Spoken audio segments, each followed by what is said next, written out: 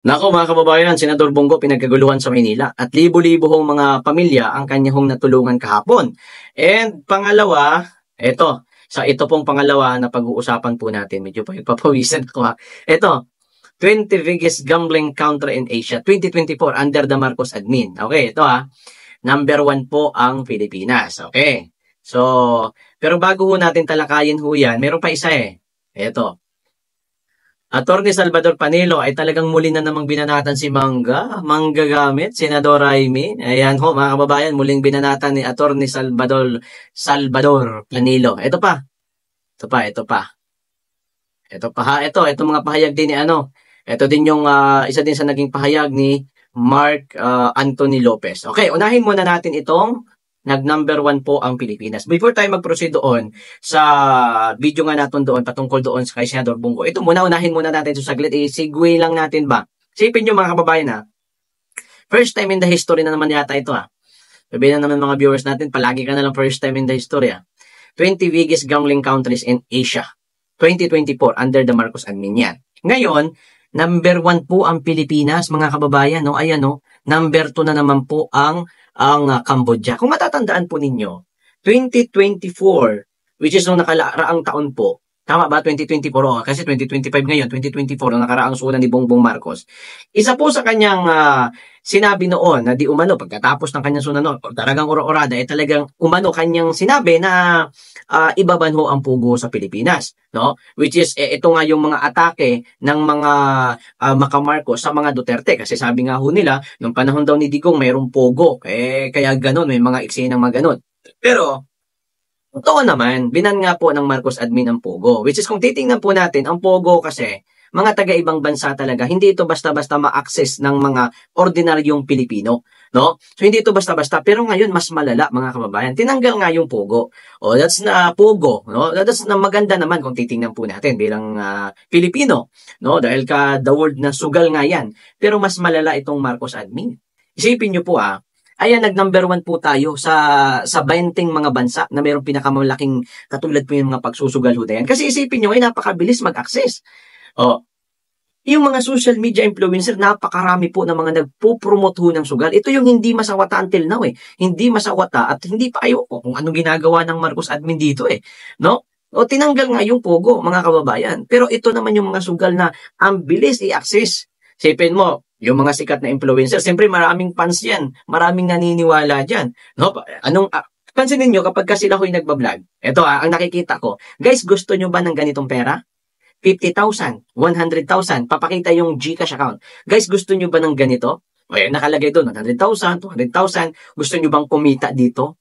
Diba? Ganun lang kabilis, mga kababayan, ma-access na kaagad ng mga ordinaryong Pilipino. 'Di ba? Wala naman silang sinasabi na guys, wag ito yung sugal na pag nagsugal kayo dito, hindi kayo dito mananalo. Kaya nga po maraming mga mga kabataan, mga estudyante, ang bilis pasukin ho mga kababayan. Pag pinindot mo yung link, direkta ka na doon sa sugal, no? Tapos ang bilis kahit na hindi mo kailangan lumayo, kahit sa isang sulo ka lang. Pag napanood mong isang influencer na idol mo, pag nagsasabi doon na okay, mananalo ka dito, i-click mo yung link, siyempre cash in ka, maya-maya talo ka na ho. Ganun lang ho kabilis ang dito ngayon. So mas malala itong Marcos admin, itong patungkol po sa sugal.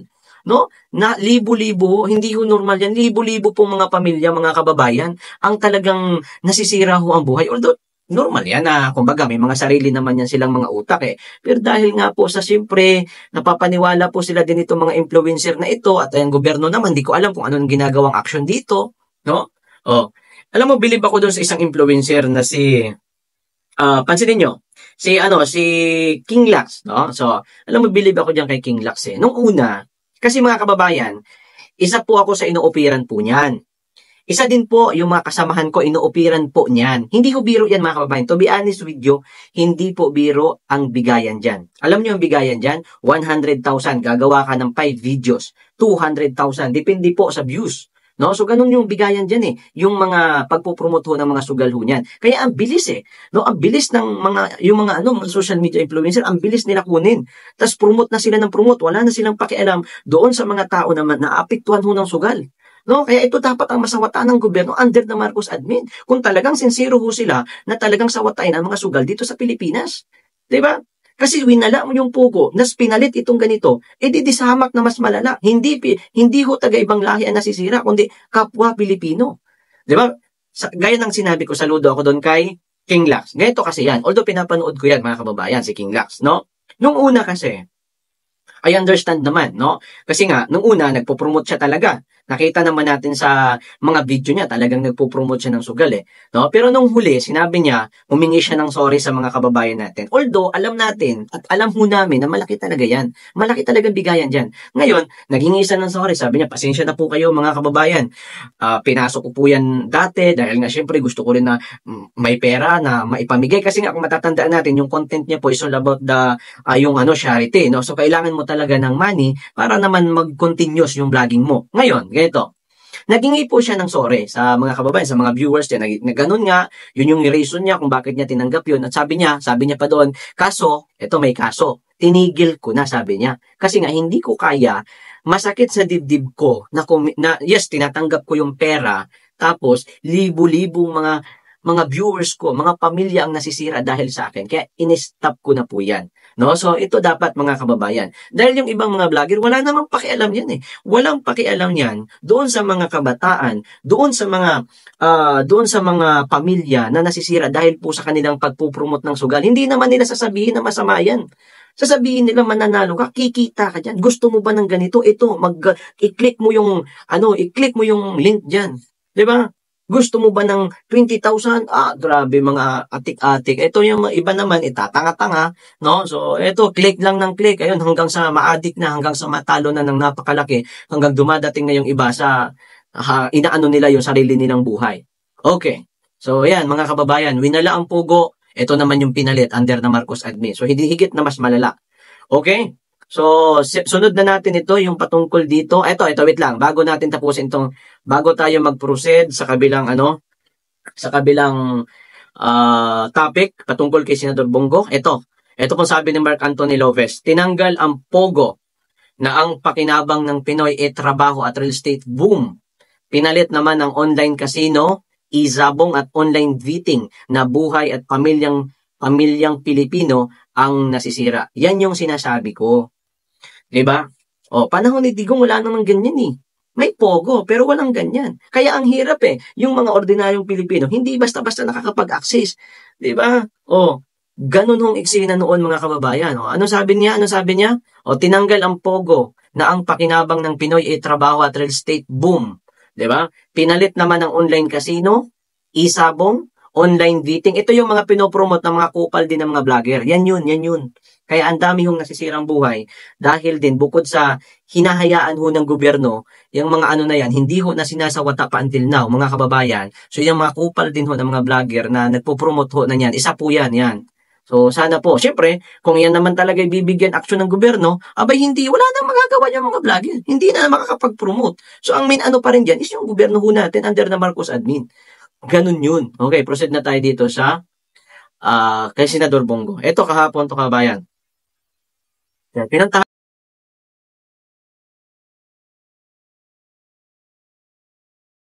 natin kahapon, ayan po.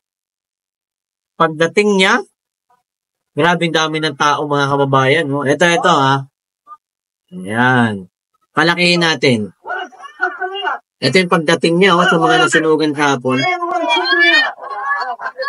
Ayan na.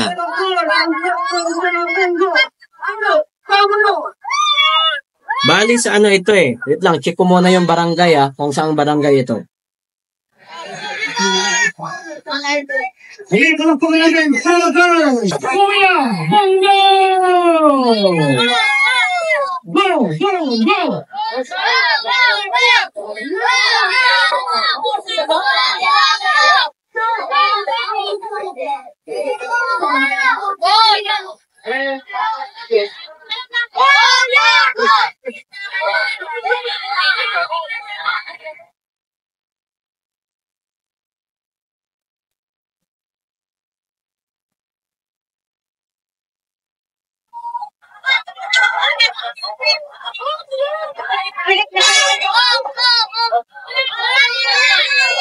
I-check muna natin kung saan barangay yan. At mahal na son. Ilan ang anak niya? Kaya ako kinama yan. Ayan mga kababayan.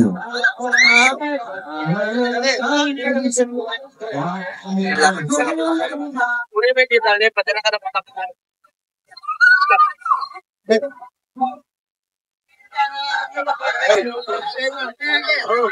Wheelchair daw. Wala sa akin. Balon niyo pa. 9:46. Okay, wait lang. Ito yung mga barangay po, mga kababayan. Sipag talaga ng senador na to, no? Ito yung mga barangay na pinuntahan niya po. Diyan lang sa Maynila, kahapon 3, mga kababayan, ha? Ito po, ang pinuntahan, Barangay 420. Okay, pumunta po siya kahapon doon sa Covered Court Barangay 420, which is kasama po tayo doon. And yung second place ay pumunta po siya sa Barangay 448. Sa Sampaloc pa din ito, halos magkatabi lang. At yung pangatlong barangay po ay Barangay 581. O, Sampaloc din po. Isipin nyo, talagang pinuntahan niya din po ito, mga kababayan, para nga nang sa gayon ay talagang magbigay ng tulong po sa mga kababayan natin doon. Tuloy natin yung video and enjoy watching, mga kaibigan. Ito.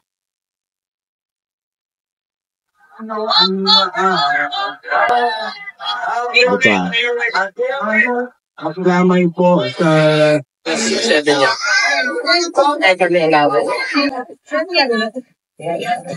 Mga buti mo. Dalawa lang. Dalawa lang. Excuse me. Itis ka? Pareho lang yun.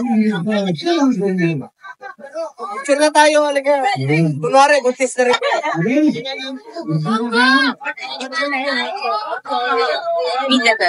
Yes po, vlogger.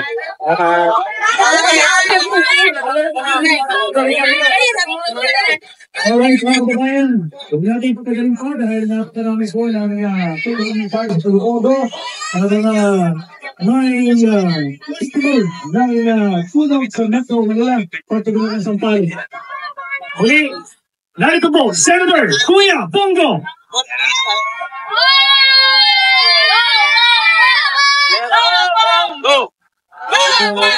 Mga kababayan ko rito sa barangay 420 sa Manila. Unang-una, gusto kong makiramay po sa pamilya nung nasawi. Alam niyo, parati ko sinasabi itong tuwing natusunugan ko, at tinatanong ko kung meron pang nasaktan o nasawi. Dahil para sa akin po, ang dami nalalaban. Ang pera kikitain. Subalit yung pera kikitain na hindi po nabibili ang buhay. A lost life is a lost life forever. Kaya na po, Diyos na po nakakaalam kung kailan tayo mawawala sa mundong ito. Ma'am, nakikiramay po ako sa pamilya ninyo. Nakakalungkot po, ipagdasan po natin si nanay. At magtulungan lang po tayo. Kaya po ako narito ngayon. Kapit-bahay rin po tayo. Maynila lang po ako. Diyan lang po ako nakatira ng din po. At sa 6 na taon na namuno si dating Pangulong Rodrigo Duterte. Ayan po, diba? Diyan lang po. Pag nasusunugan po rito sa Maynila, parati po ako umiikot. Nagmumotor lang ako dahil kapit-bahay lang tayo. Masikip po yung daan dito. Kaya pinapasok ko talaga yan. At ngayong araw na ito, 3 barangay pala ang pupuntahan ko. Barangay ito 420, barangay 448, 439 at barangay 581 Sampaloc. Dahil nung Sabado, nung nabalitaan ko na natunugan rin po dyan sa barangay 581, sabi ko pupuntahan ko rin po. At kanina galing po ako ng Valenzuela para mamigay rin po ng tulong na impact. Nandito ang kanilang masipag na mayor, kapitbahay nila po ito, si Mayor Wens Bertalian. Pagkakunan po natin. Ito rin po si Councilor Ricard Enriquez, pagkakunan po natin ng Valenzuela. Sabi nga, kasama sila rito dahil kapitbahay naman po ang Valenzuela na butas, diba? Alas magkakasunod yan.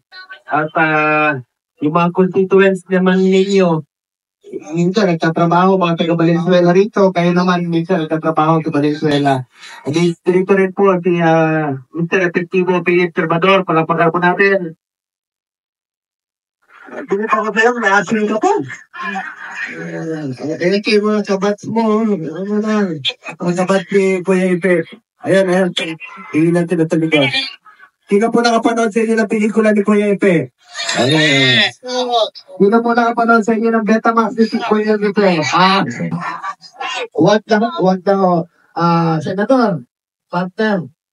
Wala naman akong Betamax. Hindi naman ako gold to time. Action star ako, hindi mo ba? Masyado ka rin ang defensive. Wala naman ako sinabi. Ay na po. Sinabi ko lang, totoo lang, bata pa ako, 7 years old pa lang po ako. 44 years ago yun. Ang pelikula mo napapanood sa Betamax.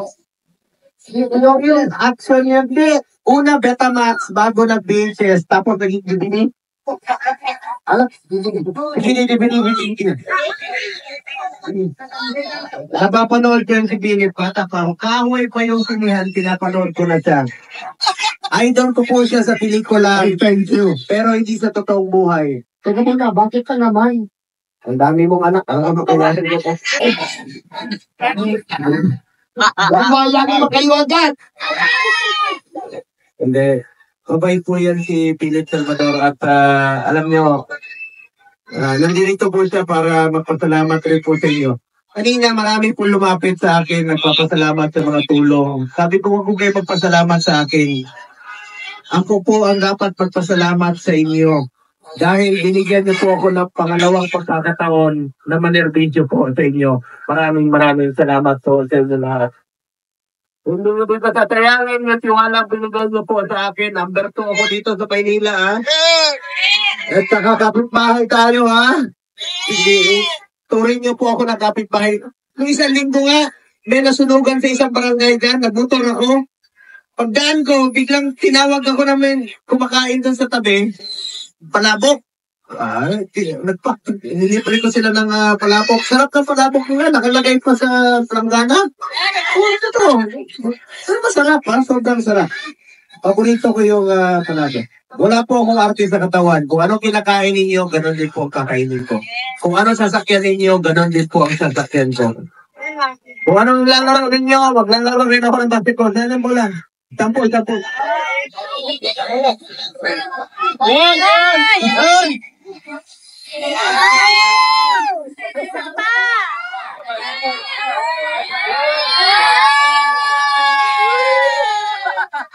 Galing ka.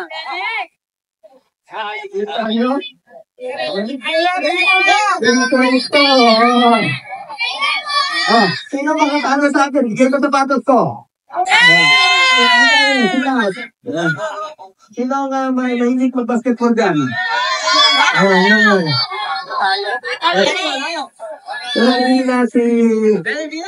yung apo nung sinunggan sana ba? Mami. At saka, sandali ha. Hanapin ko lang. Mamaya, shoot out tayo ha. Mamaya, pag-next. Mga kababayan ko, meron lang po akong dalang konting tulong sa inyo ngayong araw na ito. Konti lang po to. Pambili nyo ng pagkain, grocery, itong mga container, magagamit nyo ito sa pag-give ng tubig. Alam kong kailangan nyo po ito ngayon. At saka, meron lang mga damit, mga bola. Huwag kayong magagawa sa bola. May dala po akong bola para sa inyo. Pero patawarin niyo po ako, yung ibang bolang dala ko, walang hangin. Okay lang? May vulcanizing ba kayo? Pero pag nagmamadali kayo, pwede niyong lapitan si Philip Salvador. Maraming kang hangin sa tiyan yan. Yung tumutunog yung pantalon niya sa kotse kami. Pag nagreklamo ako, siya pa ang galit. Huwag ko raw amoy, nakikiamoy lang daw ako. Ngunit pinapatawad ko na siya dahil 71 anyos na po si Philip Salvador. Pero, Kaya pa yan! Well, bumabawi ka. Magsasama kami ng isang linggo sa Mindanao at sa Visayas. Pagsakay namin sa sasakyan. Basang-basa yung damit. Mainit ang panahon. Pagsakay namin, namoy ko. May asin pa siya. Ay, naku, lapitan niyo ako, yakapin niyo ako. Tignan niyo kung yung asin niyo namin na yan. Pero huwag kayo nagalala. Pinilihan ko na siya ng tawas. Pinapasaya lang namin kayo. Alam ko malungkot kayo ngayong araw na ito, di ba? Pero habang buhay tayo, huwag ko kayo mawala ng pag-asa. Magtulungan tayo. Kaya po ako narito para makatulong sa inyo at makapag-iwan ng konting ngiti sa panahon ng inyong pagdadalamhati. Dahil mahal ko kayo rito sa Maynila. Sa totoo lamang po. Mahal na mahal ko kayo.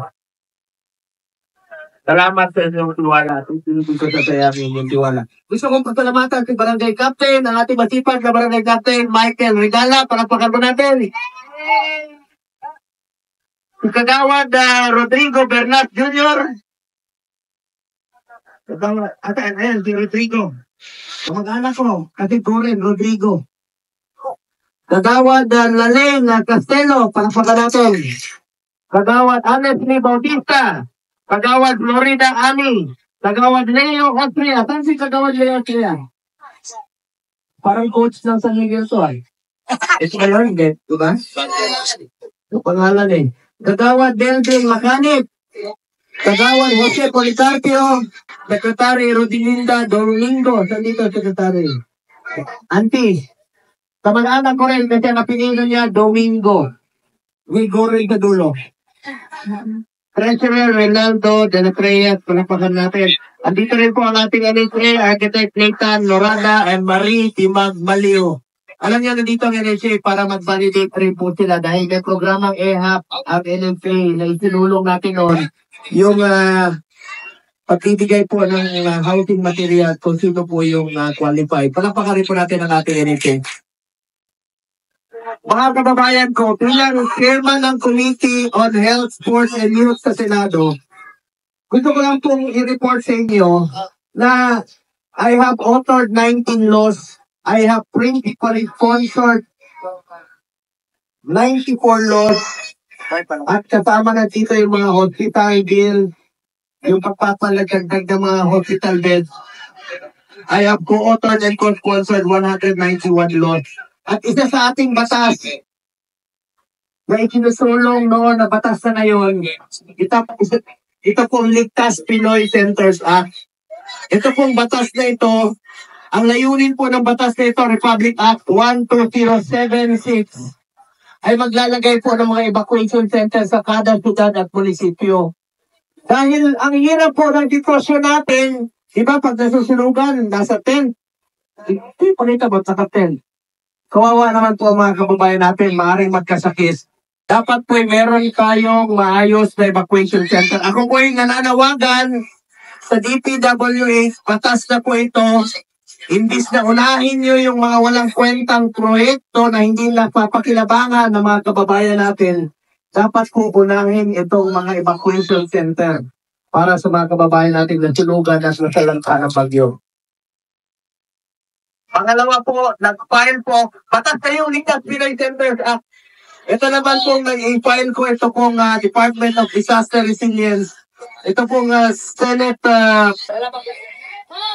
bill na aking inusulong ay maglalagay po ng departamento na para sa mga biktima ng disaster. Halimbawa, bagyo, sunog, baha, utok ng bulkan, merong isang departamento tututok sa inyo sa pangangailangan.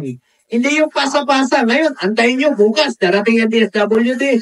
Bukas na, sa susunod na araw, dapat may maayos na koordinasyon.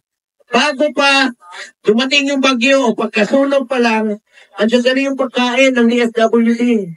Andyan yung DPWH, ayusin yung kalye. Yung putol na kuryente, andyan po yung Department of Energy. Ang Department of Disaster Resilience, yun po ang departamento kung may sa batas na tututok sa mga nasunugan, nabahaan at nalindol para hindi kayo ipapasa-pasa sa iba't ibang opisina, nakatutok talaga para sa inyo. At patuloy ko po isusulong yung mga departamento makakatulong sa ating mga kababayan. Ngayon po, yung sabi ko kanina, may dala po akong konting tulong sa inyo. Importante, matawid muna natin itong nangyari sa inyo. At bukas po ang ating opisina para sa inyo. Bilang chairman ng Committee on Health, Sports, and Youth Sa health naman po, meron na tayong 167 na malasakit center, di ba? Dito sa Maynila, maraming malasakit center po. Lapitan nyo lang po ang malasakit center. Para po yan sa Pilipino. Karapatan nyo po yan. Pera nyo po yan. Pangalawa po, Super Health Center. Yung panganganak, dental laboratory x-ray, dyan na po gagawin. Pangatlo, specialty center. Patas na po yan. Yung heart center, cancer center. Sa loob ng 5 taon, maglalagay po ng mga specialty centers. Chairman din po ako ng Committee on Sport. Ayaw ko pong masayang ang inumpisahan ni former President Duterte na labanan ang kriminalidad at ang illegal na droga. Get into sports, stay away from drugs to keep us healthy and fit.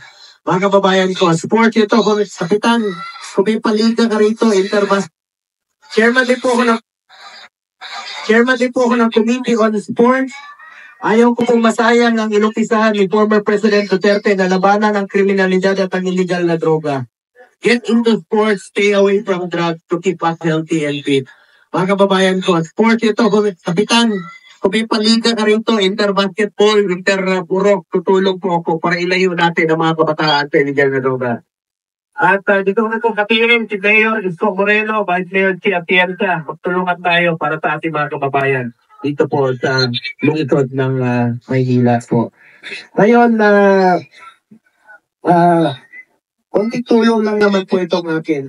So, ulitin ko, bukas po ang aking opisina para sa inyo lahat at mahal na mahal po kayo rito sa Barangay 0. Tawagin niyo na po akong Kuya Boko kahit saan tayo magkita. Makita tayo sa kanto dyan. Kalapit na ako. Madali namang tanda ang pangalan ko. Pumunta kayo sa kanto. Ang maalala nyo parate, ano ba yung, kita niyo yung traffic light? Ano yung green? Green. Pag gutom na kayo, bibili kayo ng manok, chokes to. Anong pangalan ng dating Pangulo? Rodri. Anong paborito naming ulam? Mong. Anong tawag sa mahilig sa alak? Laseng. Hoy, wag niyong ibili ng alak. Mamaya yung pamimigay po ha. Bili niyo ng pagkain ha. O meron pa ako isang tanong. Sa mga mahilig guminom ng alak, huwag kayo magmaneho pag nakainom. Delikado yan. Pag may nangyari sa inyo, ako maalala nyo pag kayo ay naan. Oo, kita nyo. Isa pa, anong paborito nating araw? Walang trabaho. Linggo! O, sino Bisaya dito? Isa Bisaya? Bisaya! Ako, isang Bisaya na Batanggenyo. Pero sinong Ilonggo rito? Limpe ko, ante. Ilonggo. Ante ko siya kasi ang tawag sa kanya, Ilonggo. Ang pangalan ko, Bongo. Kaya, at isang question pa. Anong paborito nating araw sa Bisaya? Domingo. Anong paborito hotel ni Philip Salvador? Soko!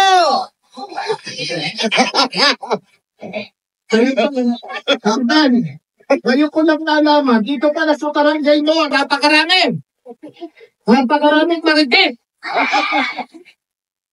Kalapagarin natin, alam niyo si Philip Salvador. Ang takot sa eleksyon, kahit hindi siya pinalad, dahil sa pagmamahal niya sa inyo, ako po, nagpapasalamat rin po sa mahigit 10 milyong bumoto kay Philip Salvador. Maraming salamat po. Salamat po sa lahat. Hindi tayo pinalad, pero yung puso nyo, nasa akin din. Okay na ako doon. So, bale mga kababayan, so yun ang video ng pagdating and yun nga, pagsalita ni Senador Bongo. So, ang dami. So, nakita naman natin yung pagsalita mismo and yun nga, pagdating ni Senador Bongo. So, alam mo marami talaga ang nagpapasalamat yan. And talagang working senator yan mga kababayan. Isipin nyo simula pa din naman talaga noon Talagang hanggang ngayon, talagang itong si Senador Bongo talagang nandyan sa panig ng mga Duterte din and talagang ibig lang sabihin yan yung mga tao talagang gustong-gusto pa rin talaga nilang mamuno lalong-lalo na yung mga kaalyado ni Digong so si kita nyo naman din si Bato so nanalo din si Bato ganun din ang eksena talagang dito natin makikita at yung mga pinklawan kahit na siguro magsama-sama pero feeling ko naman magsasama-sama yan sa 2028 feeling ko magsasama-sama maniwala ho kayo magsasama-sama mga yan sa 2028 para siyempre matalo nga daw nila di umano si BP pero malabong mangyari yon so huyo sila at asa pa kayo